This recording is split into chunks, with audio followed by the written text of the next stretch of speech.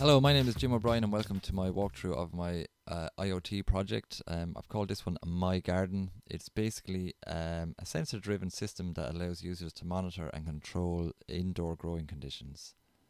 By using sensors for light, heat, humidity, and temperature, the system sends this information to a website interface which can allow the user to access from anywhere.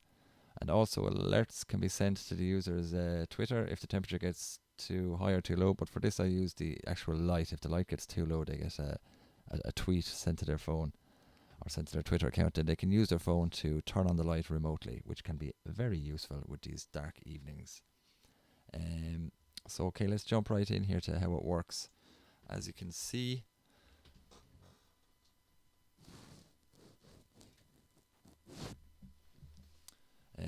we've two Raspberry Pis here. One is for the taking the sensor readings from the sensor hat and sending them out to the cloud or to ThingSpeak, where they will be aggregated or they can be accessed online. But also for persistence, there's a second Raspberry Pi in which there's a database JSON file where the data is written to for future whatever use you want to make from it, or just to study how things go in a particular year and make improvements.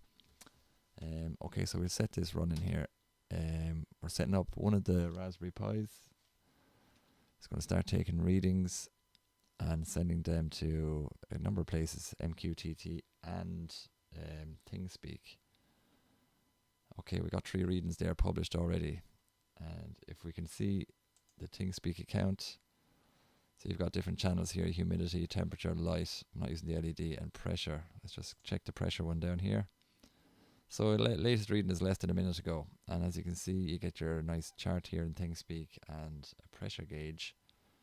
We'll just go back to the other ones. You have humidity as well. That's less than a minute ago. We got a reading there. You should be able to see it on the Raspberry Pi. Hope that camera has not run out of battery. And the light as well. There's a lumens detector for light. Now the Raspberry Pi the Raspberry Pi sensor doesn't have a lumens detector, so I am actually using a phone to the light sensor on a phone, using the blink to sense that. So in the setup you would need, you can get light sensors for the Raspberry Pi, but for this project the hardware wasn't available, but it does work. So now we're back to our publisher. Now we want to save this data because we don't know if ThingSpeak is ever going to go down or if it's going to be gone tomorrow or how far back they saved their information. So we want to save it to a separate location. So we've set up a second Raspberry Pi as kind of a database. So we're just going to jump right in there.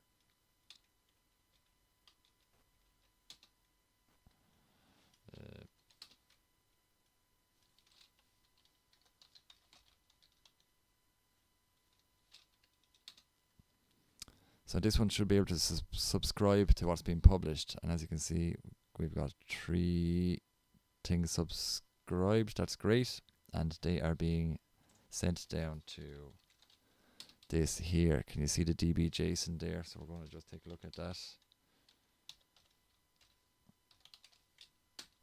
Oh, I've been busy. So there's all the readings, including the latest ones of temperature and pressure and heat.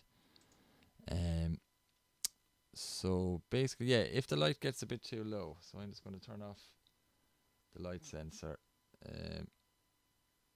It's not running at the moment. Yeah, so we want to turn on this thing using Blink, which enables the computer to, or for the LED lights on the sensor had to be turned on remotely by the user.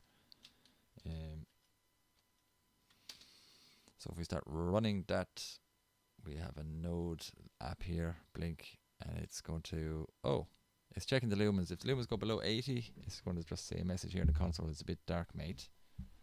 But obviously if you're not at home looking at the computer or looking at the Raspberry Pi, you don't know. And so you can log on to your dashboard, which is here. Now this dashboard is not the prettiest, but it does work. We have the live feed here taken from ThingSpeak, and it's also given us a little nice little widget to just display it quickly. But here you have your historical readings going back for nearly a number of weeks. And you've got your lumens, light, pressure, temperature. But the thing to do here is if the lumens drop below a certain amount, you can see Twitter, 2 new tweets. It's getting dark, mate, 7 minutes ago, below 26. So if that's the case, you want to be able to turn on the light remotely. You say, I want my my herbs to get the full daylight they require to be as tasty as possible, I suppose. So using the Blink app, we should be able to turn on the light remotely. It's a bit dark, mate. I'm in work. I want my light to come on. There we go. Now I know my light is on my pants at home. And everything is all good. So we'll turn that off. And we have it off. Great. And the next thing is the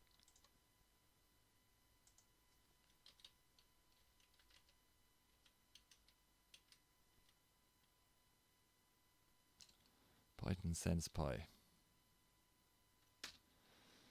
Python DB data, and Python SensePy.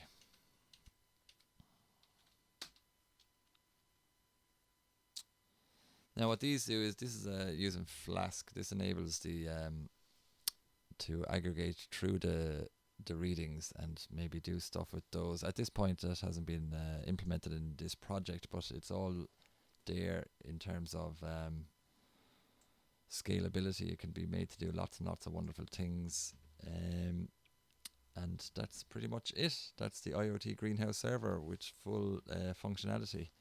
You have your ThingSpeak account, which is posting messages to an actual HTML page, which is in the README, a link to that. It's just, as I said, not the prettiest, but it's functional. And also your Twitter is getting updated when the lumens drop below the desired amount, which you can turn on and off with your phone remotely. Thank you very much.